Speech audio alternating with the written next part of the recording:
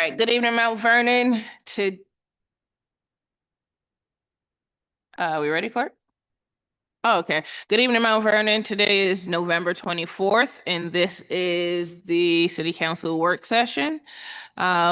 We do have for the first item on the agenda, we have a presentation / discussion. We're going to have our land use attorney, Brad Schwartz, come up and just introduce the project.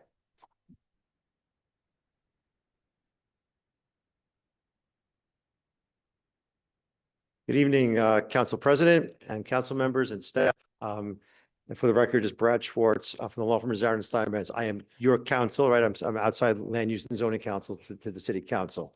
So I'm here tonight on behalf of a project at the address of 505 Gramerton Avenue. I should mention Mr. Jack Adesto, the applicant's attorney, is here as well. The reason why this is before your council tonight, this is an application. It's a zoning petition for a senior citizen overlay. It's about an 8-story building, 56 or so units. And this matter has been pending before your council since 2021. It was last before you in December of 2022.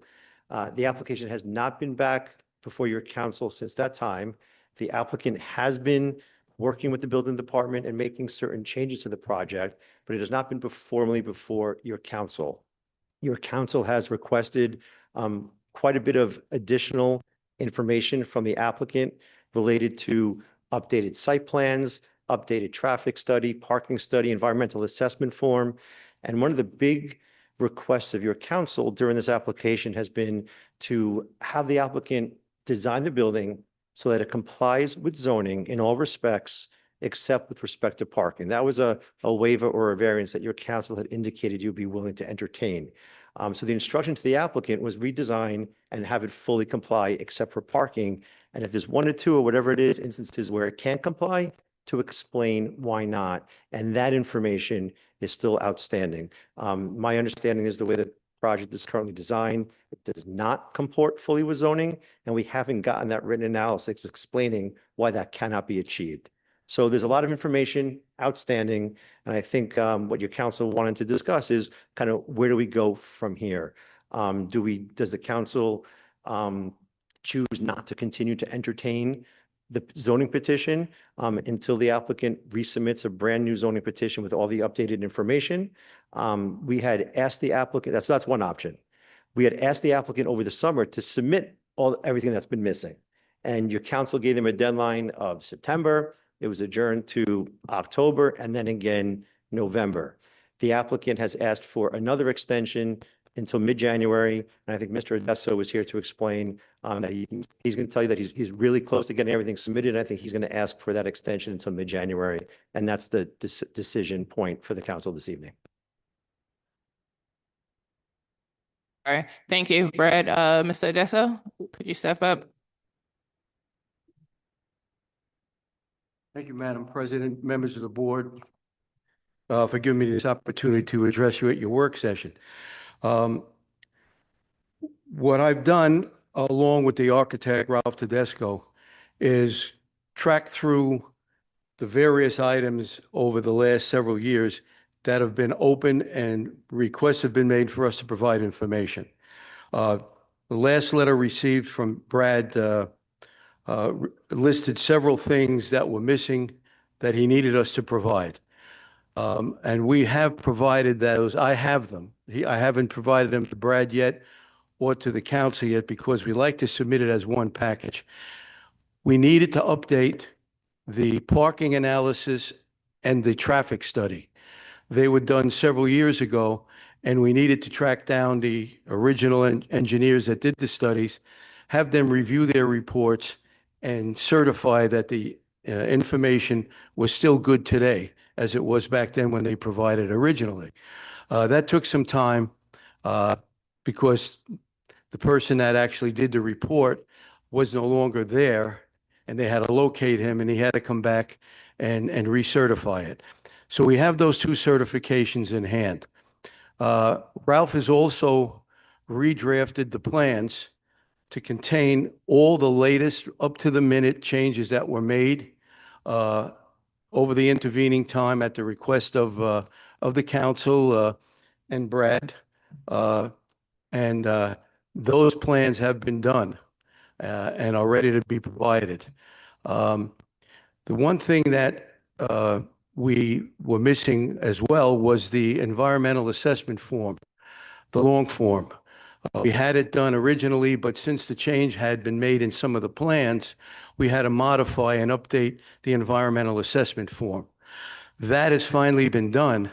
The problem is that the owner of the property, the applicant, has not been here. He's been traveling, he's been in Jordan, and he has to sign that environmental assessment form.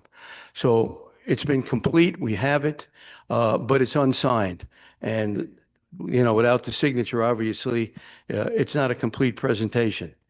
We also addressed the comments that were made by the plan examiner to us, the last plan examiner's report, in a correspondence that I have in my possession that has been submitted previously, but it will be submitted again since there have been really no changes in our response as a result of the changes to the plan. We were also asked to provide our justification for de minimis application of the zoning ordinance to this particular application. We've done that. It's in a correspondence that's been provided, but I have it again. We've reviewed it. It's accurate, it's current.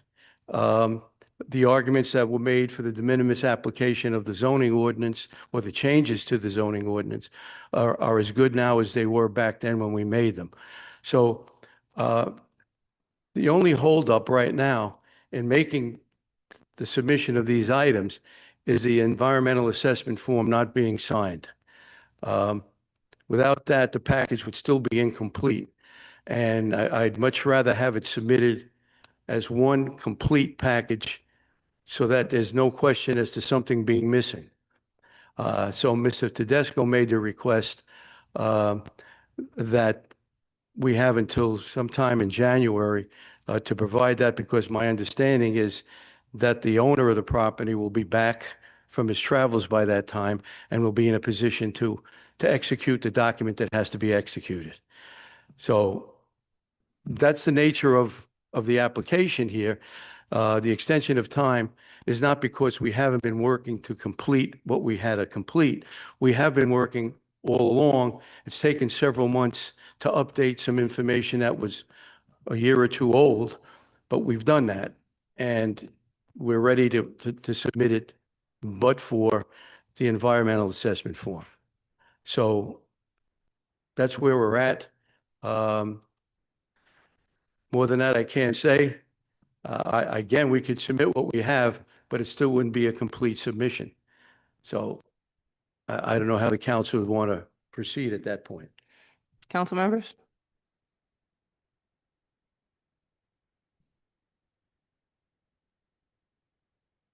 Councilwoman Gleason?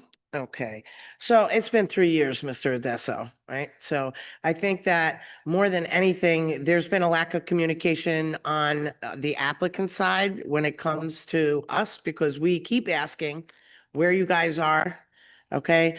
The communication, we gave an extension, then we gave another extension, and now it's kind of like, you know, we're in November, right, of 2025, and this started in 2021.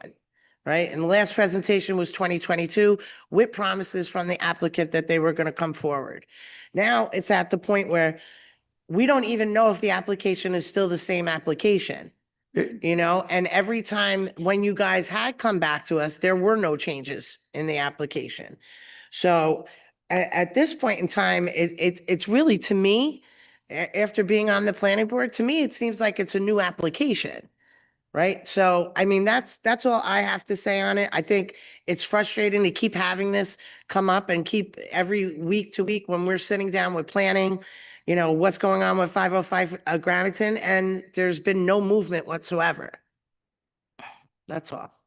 Mr. Adesso, would you like to reply? Oh. No. First of all, I want to thank the council for being as generous as they have been with extensions. I understand it, believe me. I'm in a position where I represent a client, and we've had to do things at a painstakingly slow process. But the application is not a different application. It's the same application.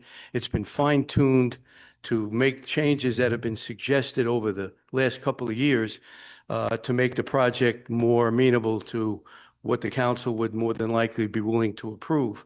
So the application hasn't changed. The application is the same. If anything, it's honed in to include some of the requests that the council has made and some of the changes that have been made. And it's all contained in a correspondence that was, let me see. With all due respect, Mr. Odessa, we can't attest to that because we don't have anything to look at. Well, again, things have been submitted, not to the city council.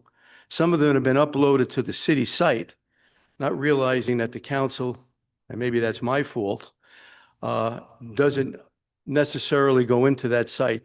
Things are presented to the council directly.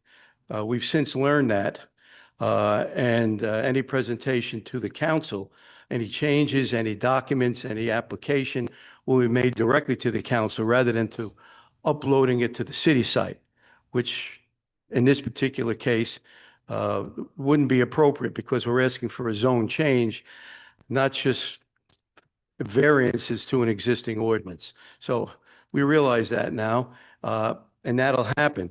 But we have correspondence. I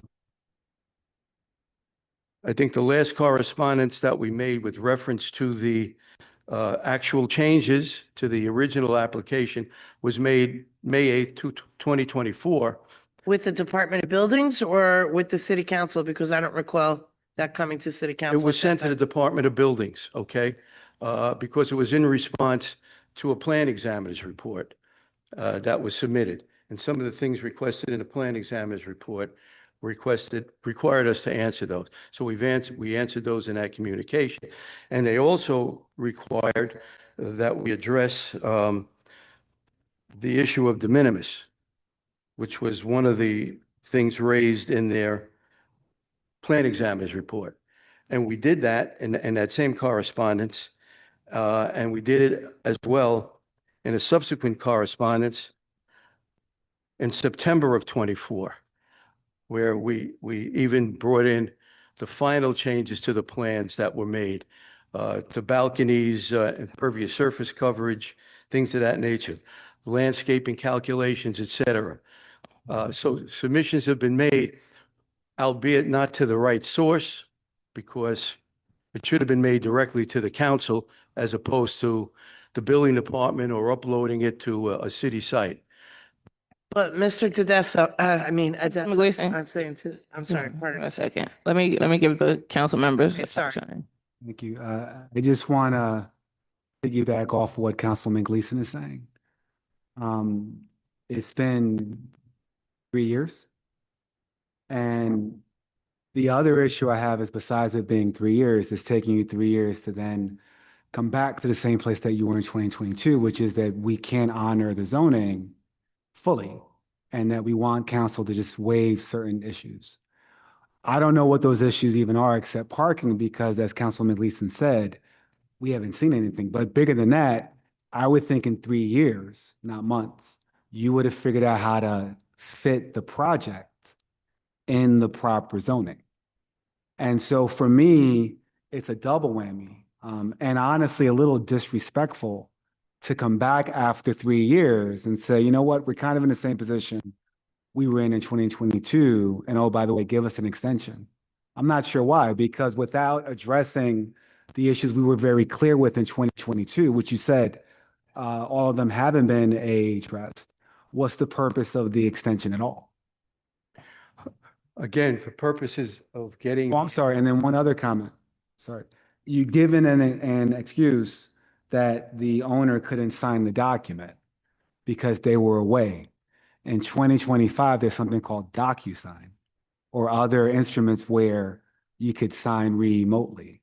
So that this isn't 1995. So even that excuse, the owner could sign tomorrow. So again, I don't understand why there should be an extension. Again, I've explained to you that the only document that needs his signature at this point is the EAF. Everything else is in hand. So more than that, I can't say. And number two, we don't mean to be disrespectful, and we haven't meant to be disrespectful. We appreciate all the things that the city council has given us in the way of attempting to get this matter completed so that the council can act on it. So that's a given. It's not meant to be disrespectful.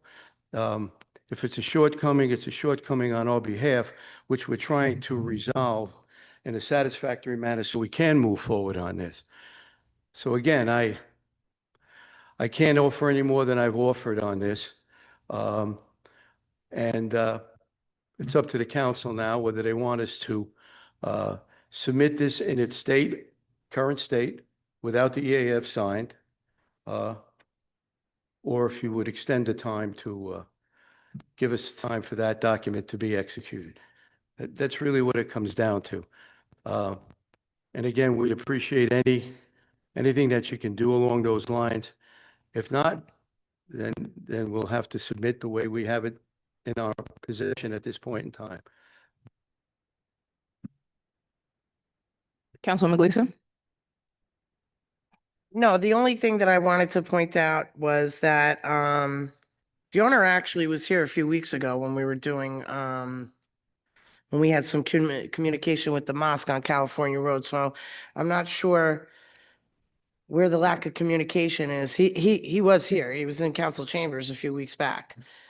But the one thing, I mean, I understand having issues with submitting the application, but the only thing is that our attorney has been in contact with you. So if there were any additional issues, I would have thought that you would have brought that up to our attorney in the meantime.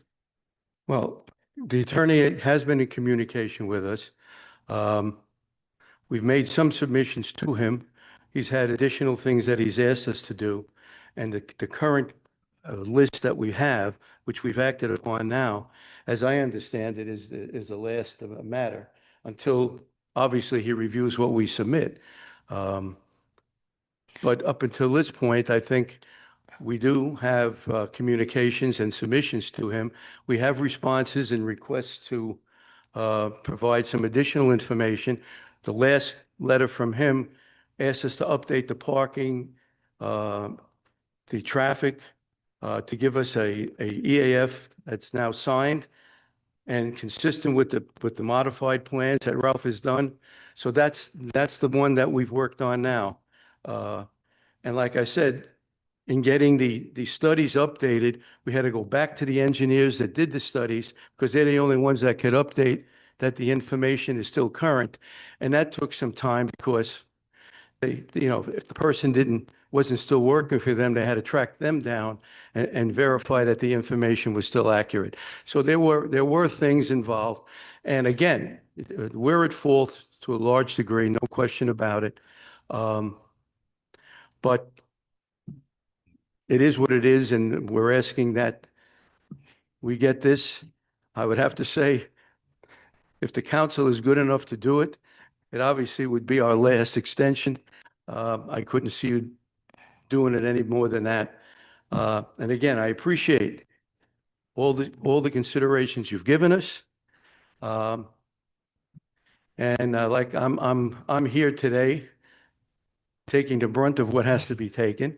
And I'm here today because obviously the submission that has to be made had to be made through me.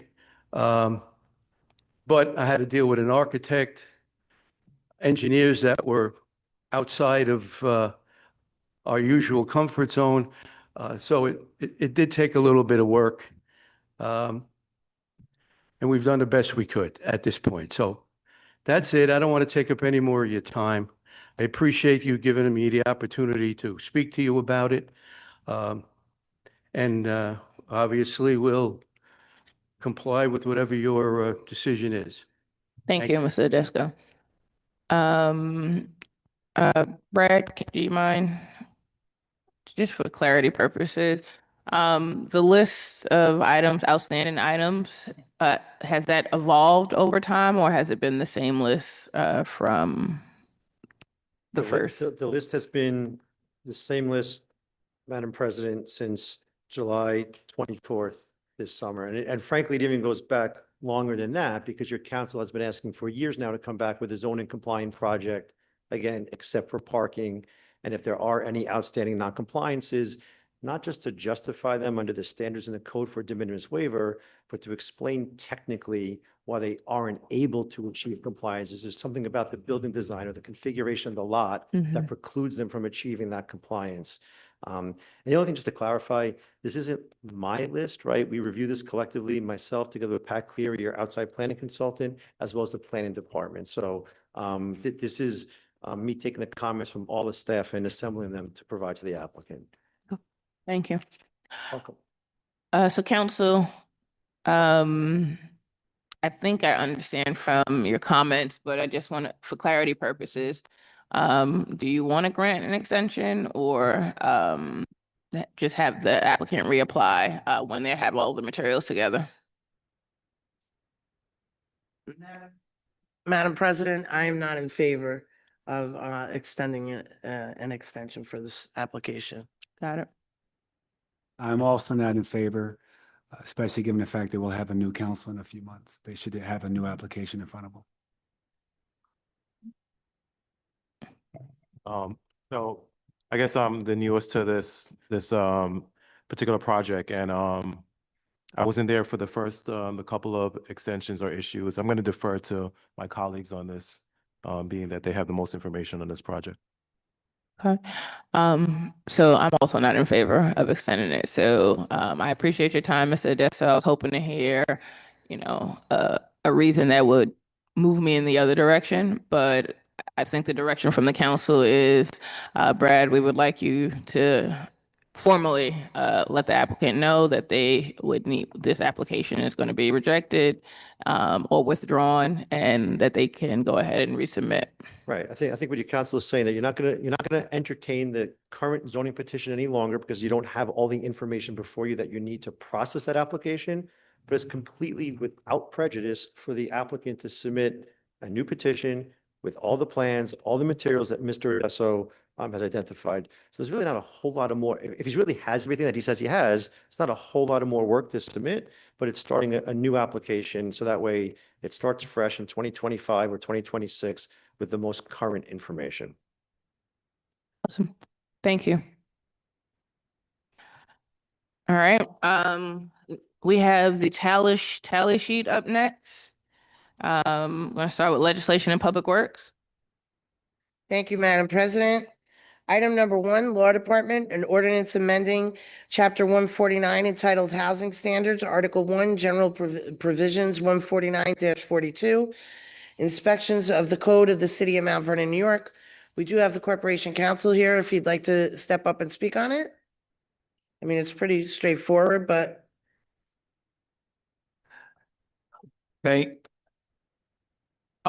Exactly. It is pretty straightforward. We're just cleaning up the code and the charter, and this is one of those things that needed to clarify and be modernized. okay. Actually, Councilwoman Gleason, before you continue, I know we have legal counsel here and he has to go, but we do need to receive legal advice on an item. Is that for me to sit down? Oh, you get to sit.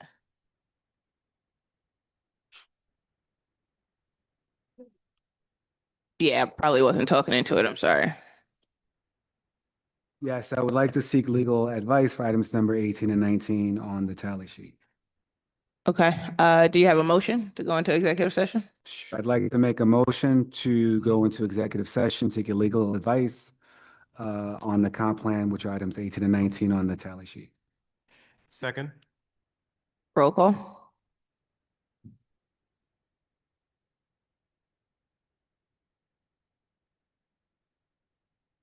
Over there. Councilman Box Hill? Aye. Oh, this is out of whack. She didn't change it.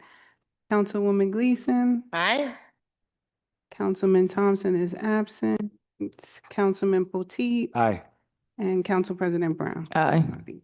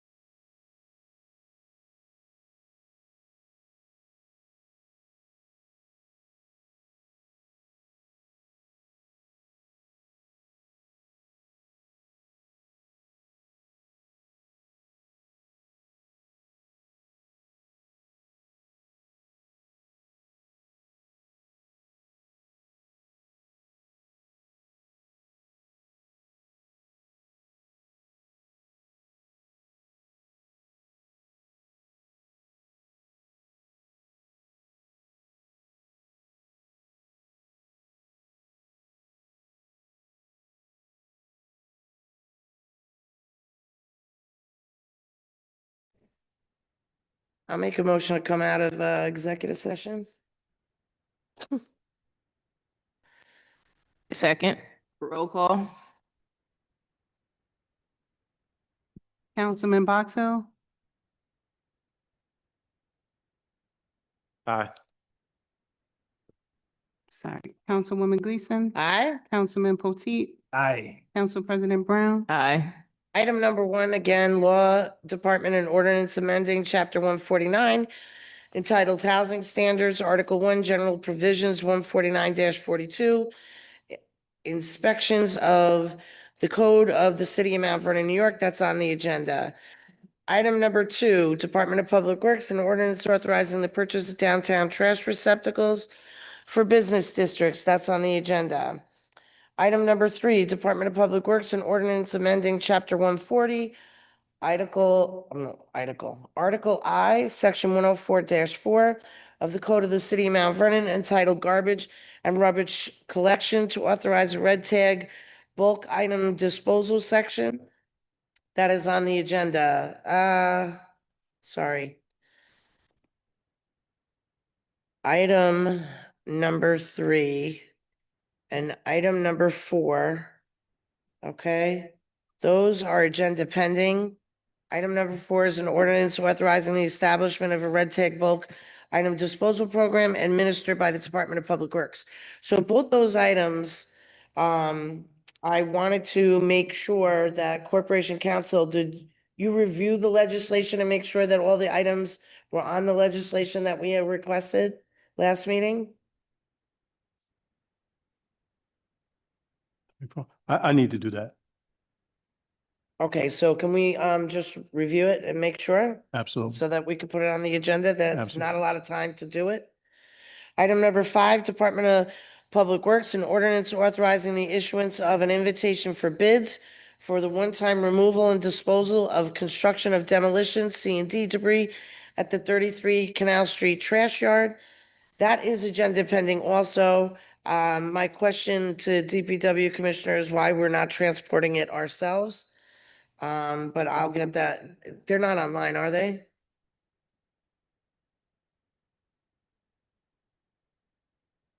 Okay, I'll find that out. Item number six, City Clerk, a resolution authorizing the reappointment of Beresford Granston and Ephraim Smalls to the Board of Ethics commencing November 25th, 2025 and expiring November 24th, 2027. That is on the agenda. Item number seven, City Clerk, a resolution of the City Council of the City of Mount Vernon reappointing Curtis Brewington and Blair Hoplite to the Board of Ethics, December 26th, 2025, and expiring December 25th, 2027. That is on the agenda.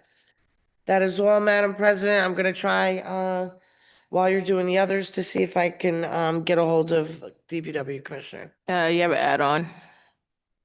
An add-on? Yeah.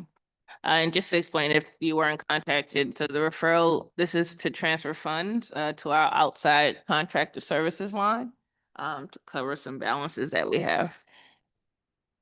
Item number 20. I'm going to put that as,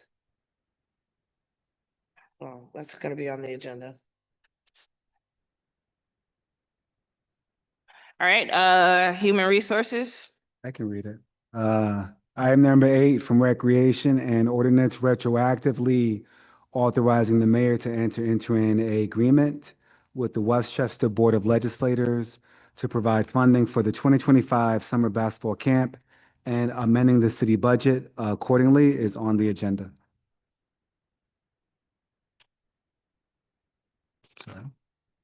And item number 9 from Recreation and Ordinance amending Chapter 186, Parks and Playgrounds, tot lots of the Code of the City of Mount Vernon will also be on the agenda. Thank you. Public safety and codes. Oh, actually, did I add on? Nope, just kidding. Public safety and codes.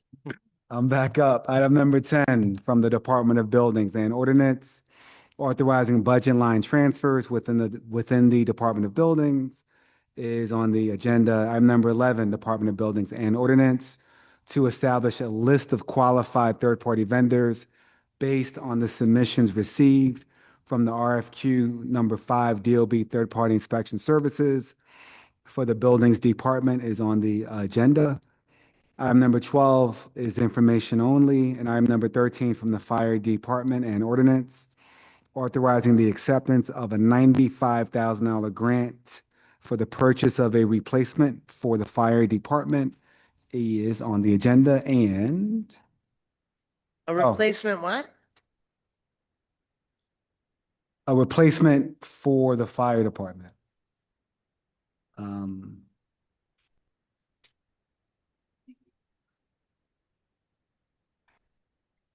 Please use your mic, clerk. Yes, thank you. Please. It's an oxygen scrubber, the machine. Thank you. You're welcome. And my add-on, item number 21, Department of Buildings and Ordinance, amending the Department of Buildings fee schedule is for information purposes only. And that's all I have.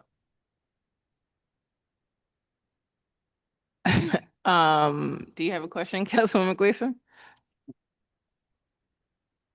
Item number 21, you said that's just for information? I wanted to make sure that I got feedback from council before this was put on the agenda. So if there's any feedback to the fee schedule, questions about it, all that good stuff, I'll hear it now and then take it back to the commissioner. So you're calling for it? It's for information. Okay. It's I. Sorry. It's not on the agenda yet. So this is not a, no, this is not, this is not going to be a resolution or anything, and this is not the finalized list. It's not. It's not. Okay. It's, one second, let me punch it up. But I know there's sensitivities around changes in fee schedules. Department of Buildings obviously is trying to not only generate revenue, but cover their costs as they're doing certain things and keep up, thank you, with other municipalities. So I had asked them, again, to give it to us in draft form now so that I could get your feedback and discuss it with the commissioner. Okay. Full transparency, I've had a weekend, so I haven't gotten completely through the list, Well- but I can provide feedback by tomorrow. Awesome, appreciate it. And if there's any other questions, happy to take them back to buildings. Cool. Finance and planning? Thank you, Madam President. Number 14 from Department of Buildings, an ordinance authorizing the city controller to establish a custodial account for the development project located at 115 McQuestion Parkway. That's on the agenda. 15, Real Estate Committee and ordinance rescinding the recommendation for sale of city-owned property located at 328 South First Avenue. That's on the agenda. 16, the Real Estate Committee and ordinance authorizing sale and conveyance of city-owned property at 328 South First Avenue to Web Development Services Corp. That's on the agenda. 17, Real Estate Committee and ordinance authorizing the sale of city-owned property located at 146 South 13th Avenue, Mount Vernon, to Miss Jeanette Garcia for the purchase price of $200,000. That is on the agenda. 18 from the city clerk, city council, a resolution of the city council of the city of Mount Vernon adopting a negative declaration pursuant to SECRA regarding the adoption of the Vision Mount Vernon Comprehensive Plan. That is on the agenda. And number 19 from city council, a resolution of the city council of city of Mount Vernon adopting the Envision Mount Vernon Comprehensive Plan. That also is on the agenda. Also have one add-on. This is number 22 from the controller's office. An ordinance authorizing a temporary spending freeze on non-essential expenditures through February 2026. That's on the agenda. Those are all the items that I have. Thank you. Council members, any comments? Yes. Councilman Gleason? Item number 14. I thought that custodial account was already developed in the planning process for 115 McQuestion. Can you just double check that? I don't know if it transfers I into will- something different. I will double check for you for sure. Okay, Okay. and then, Item number 15, that's rescinding. Correct, yes. So, You have ju- some background? yep. So, what happened at the real estate committee was, the top bidder, who we perceived to be the top bidder at the time, was Val and Nichi of Bedrock Company for 305, and that was the recommendation that we brought to the council. However, he appeared at the real estate committee and let us know that there was a typo in his offer, so that removed him from being the highest bidder. So we want to rescind that offer and then award it to the actual highest bidder. Thank you so much. Thank you. Any questions?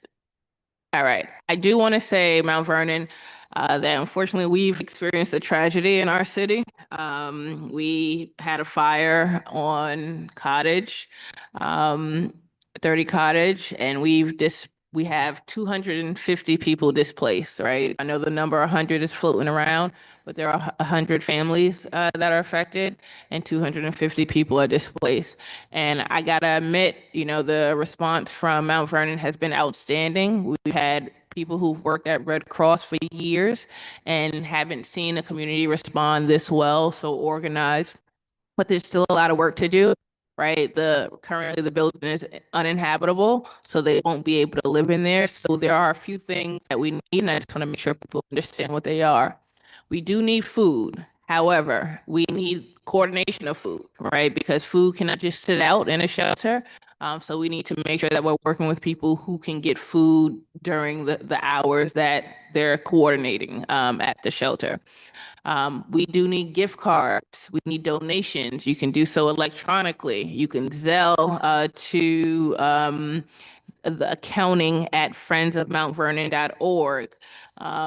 You can write checks to Friends of MVARYP. We need people who can help these families get back on their feet. In addition, we need volunteers. There's been a ton of donations. And we need volunteers who are willing to sort clothes, organize the clothes and get them ready so that the families can take those items. If you know how to fold, all of that, we need those things. In addition, if you are in the real estate business or landlords who are willing to provide temporary housing to individuals, we need you to get in contact with the mayor's office, right? If you have duffel bags, if you can offer a service, hairstylists, barbers, any of those things. It is the holiday season, so we want to make sure that all these families are taken care of, that they're thought of, during one of the hardest times of their lives. So please reach out.